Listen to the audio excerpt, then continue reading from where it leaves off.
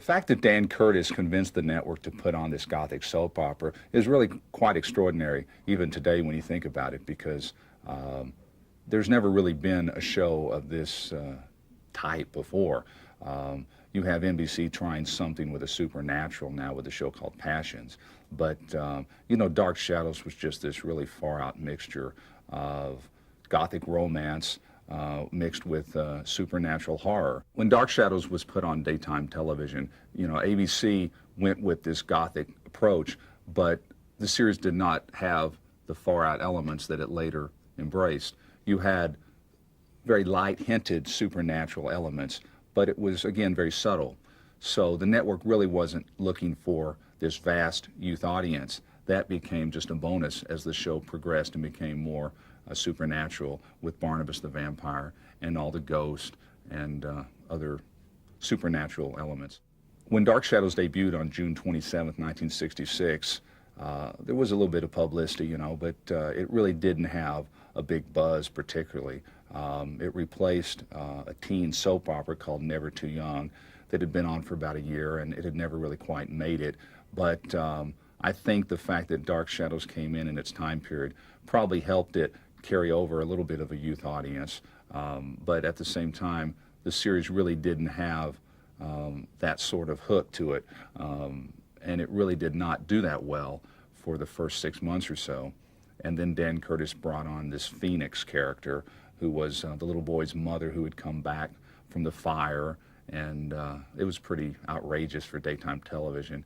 And so that kind of paved the way for Barnabas the Vampire. And then that's when the show really got the numbers and had strong ratings. It had the housewives who were your traditional soap opera viewers, and then the kids who came home after school tuned in, and it really became a phenomenon because it really brought the youth element to daytime television.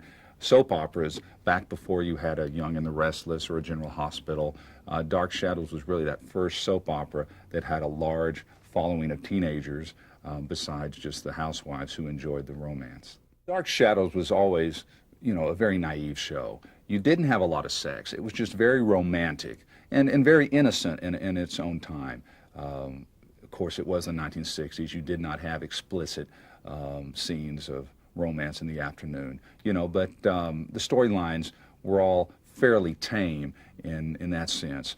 But you would have a few ultra-conservative religious groups that might say, oh, this was satanic, or, you know, this had some demonic undertones. But by and large, the show was pure escapism, and it was meant as entertainment. Nobody was brainwashing anyone.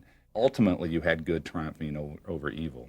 And, you know, Barnabas did have doubts over his evil doings. And, you know, he paid the price. So the series did sort of keep a morality in check, and it really did not do anything that outrageous, you know, to warrant being called anything more than entertainment.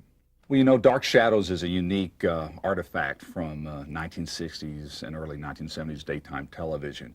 You do not see programs repeated from that era, you know, really, other than Dark Shadows. There's a few game shows still in circulation, but to see a videotape drama from daytime television in the 1960s is kind of a special treat. Most of the networks and the studios did not save the tapes, in fact. Well, Dark Shadows was held on to because there was always this intention to re-air it because it had such a broad, unique appeal. And so you watch it now and you think some of it's, you know, crude production-wise, but the fact is it's representative of the standard of the era. You had a live-on-tape format because of the cost format. I mean, the budgets of the show were such that you just didn't have the time to go back and reshoot scenes. Well, that was not unusual. A lot of soaps literally went out live on the air. Dark Shadows was at least on tape, but it was live on tape. You shot the whole series in sequence every day. The actors had to run to the sets during the commercial breaks. They had to know their lines.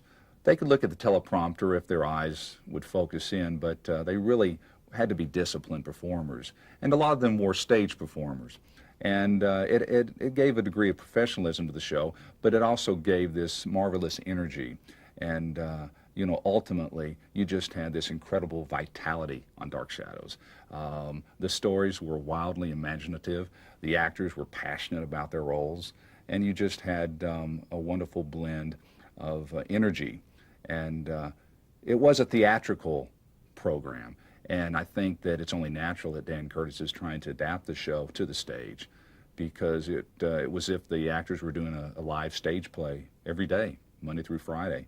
And again, it just gave Dark Shadows a great energy. Dan Curtis is the quintessential salesman. He really knows how to put a project over. He knows how to convince you that it is the right thing to do and that he's the right man for the job. And his career has proven that he can do everything from A to Z.